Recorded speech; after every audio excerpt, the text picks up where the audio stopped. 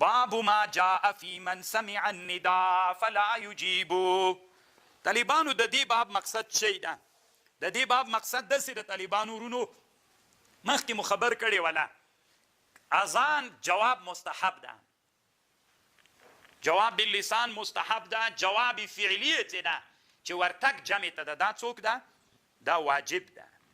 خو یوه خبر دلته واورئ چې جمع د حنابلو په رایه باندې فرض عین ده، جمع د حنابلو په رایه فرض عین ده، او ظاهریان هم طالبانو شرط د منځه دپاره بلي، دوی وایي که کوم لمونځ بدون د جمع نه وسو اهل ظواهر وایي د منځه اعاده واجب ده. خبر باندې پوه شولئ. د موږ د احنافو مذهب دا ده چې صحیح رایه دا ده چې واجب ده، او نور مذاهب وایي چې دا سنت مؤکده ده.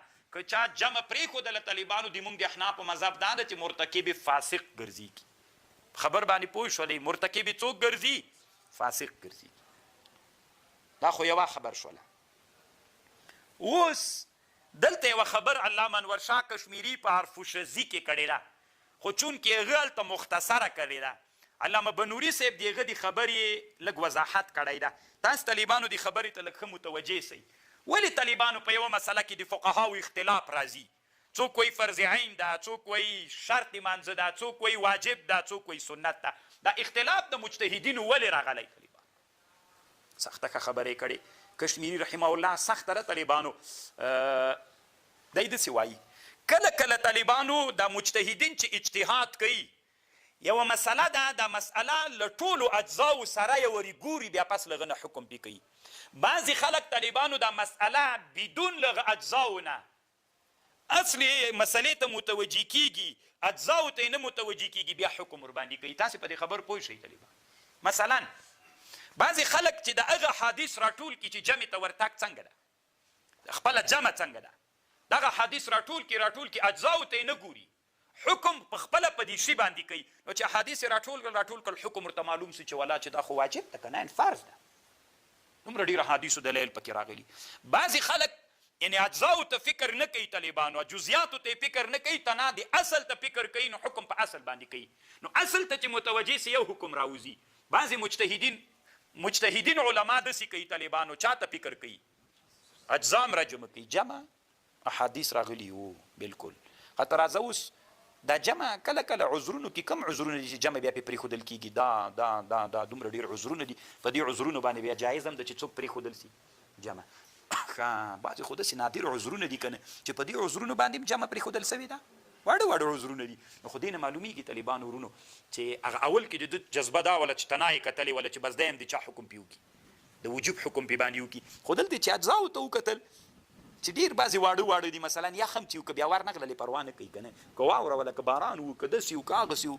نو دا طالبانو چې دو اجزاو سره یې کتنه ورته وکړه، دا اجزا له اصل سره یو ځای کړي. چې اصل سره یو ځای کړي طالبانو، نو د اجزاو ته په کتنو او اصل ته په کتنو طالبانو په اصل کې تخفیف راولي، بیا حکم د چا کوي؟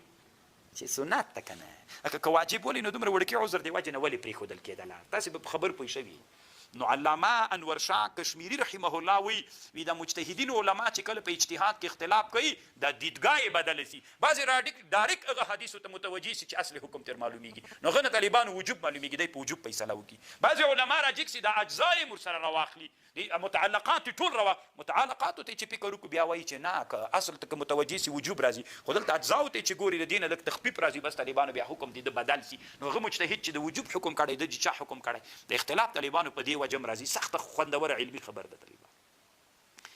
علامه انور شاه کشمیري صاحب کړي. طالبانو ورونو دا وروستني څومره شارحین چې د ترمیزي دي له دیوبند نه وروسته طالبانو د کشمیري صاحب نه وروسته دا ټول طالبانو توپیلیان دي اصل کې که نه. دا اوس یو رشید احمد ګنګوهي صاحب هم طالبانو بیخي د کشمیري صاحب خبر ځکه هغه خو د دوی نه مشر د طالبانو، هغه هم یعنې د ترمیزي چې څومره شارحین تېر سوي طالبانو چې ځان ته خبرې کوي. یو رشید احمد ګنګوهي رحمه الله ځان ته غږېږي طالبان، یو کشمیري رحمه الله، نور ټول یې هغه پخوانۍ خبرې کوي. او په غیر مقلدینو کې طالبانو دا مبارک پوري هم ډېر ښه ملا ده.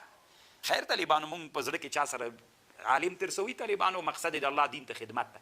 نن یو خبر درته کوم، یو جنجالي مسله روانه ده، به د خبر هم درته نقل کوم. طالبانو باید مونږ په علمي میدان کې د چا سره تعصبات ونه کړو. طالبانو په فروعي مسایلو کې چې هر څوک علما دي طالبانو احترام ورته ولرو، بیا وایي چې دا یې موږ خپل مذهب ده.